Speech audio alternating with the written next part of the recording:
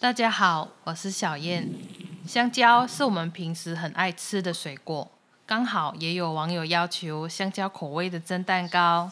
今天我们就来更深入的剖解蒸蛋糕的奥秘，也顺便分享我最爱的蒸香蕉海绵蛋糕。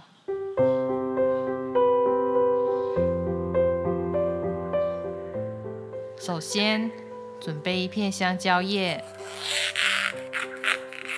用香蕉叶充当烤纸垫底，能让香蕉蛋糕多一份香气呢。清洗干净，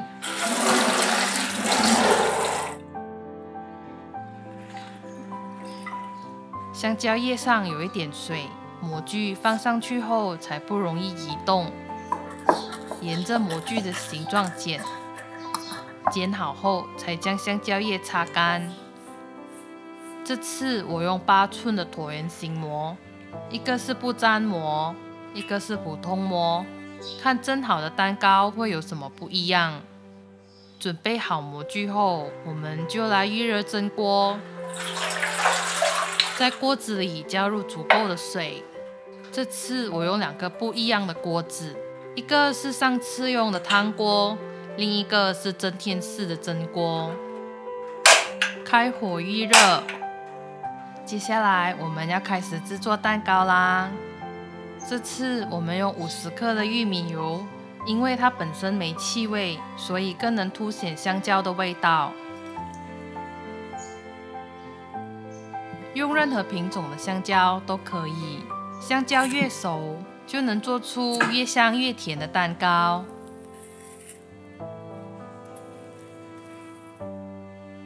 我们需要100克的香蕉果肉，将香蕉捣成泥，先放油才捣烂，能保护香蕉没那么快氧化。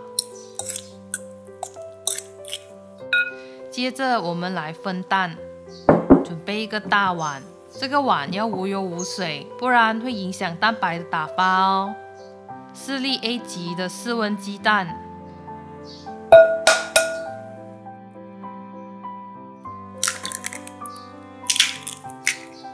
将蛋白分进无油无水的大碗，蛋黄就装进香蕉的碗。我们先处理蛋黄的部分，加入30克清水，再加少许盐提味，将蛋黄弄散，搅拌至乳化。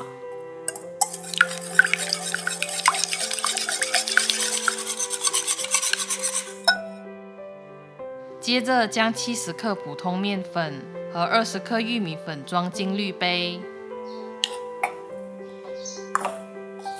这样就变成90克的低筋面粉了。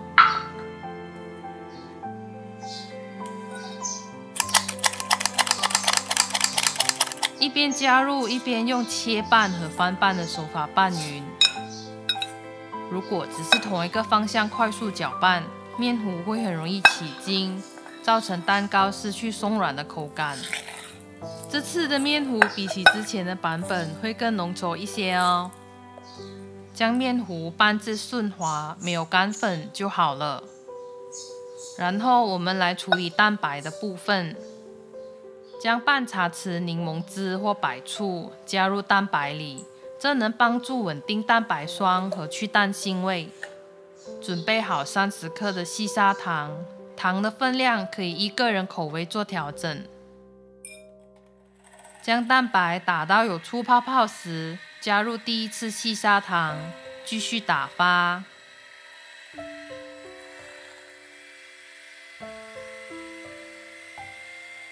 打至泡泡转细后，再加入第2次。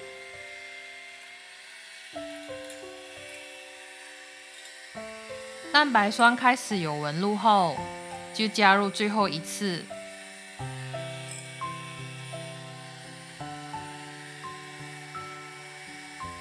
蛋白要打发到纹路不容易消散的程度，并且在提取打蛋器时有直立不倒的小尖峰。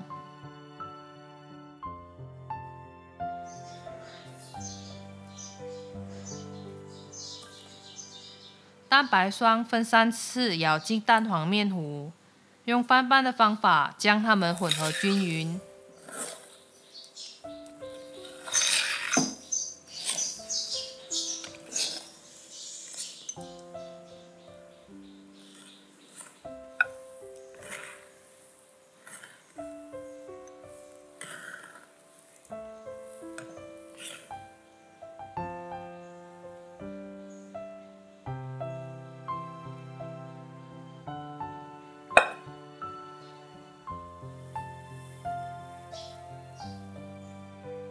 将混合好的面糊倒入模具里，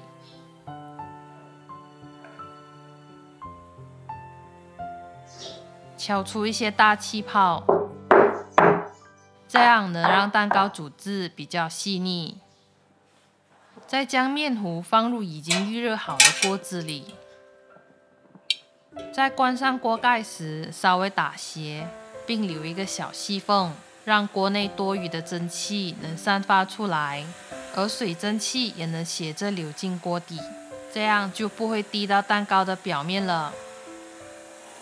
不同体积的锅子，即使用一样的火候，锅内的温度是不一样的。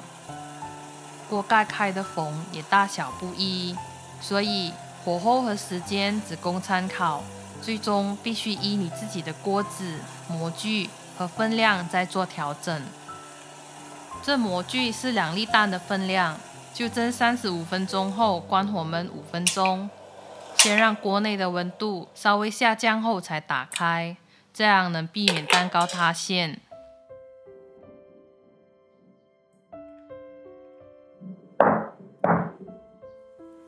用小刀沿着边边轻按，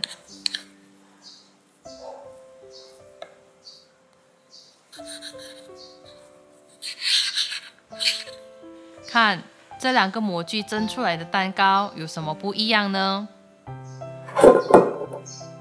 将蛋糕倒扣出来，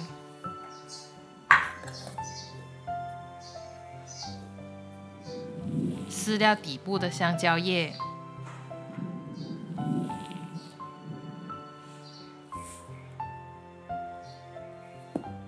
然后切成你喜欢的大小。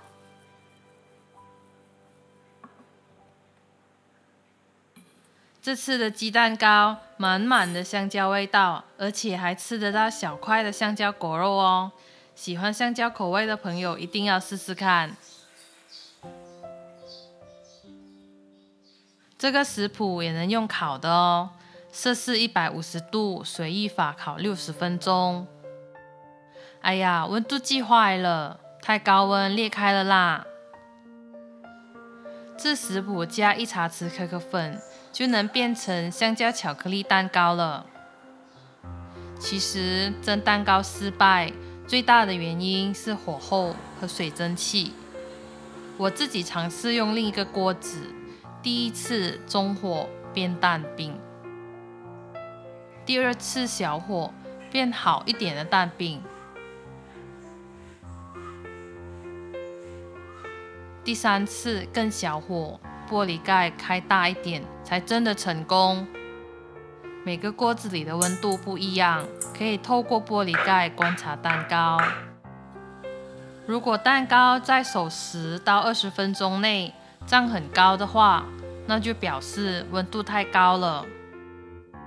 如果你发现锅盖的水蒸气滴得很快，那就表示锅盖需要再开大一点了，或再把火关小一点。水蒸气散得好的话，锅盖是不会留下太多水滴的，所以调整锅盖和火候，就能蒸出几乎完美的海绵蛋糕了。最后聊一聊模具，我自己试了不粘模和普通模，2个都一样黏啊，面糊倒到哪里就黏到那里。只不过用不粘模蒸出来的蛋糕表面会缩一点点，口感倒是没什么差别。如果用活动模，就要注意底部进水的问题哦。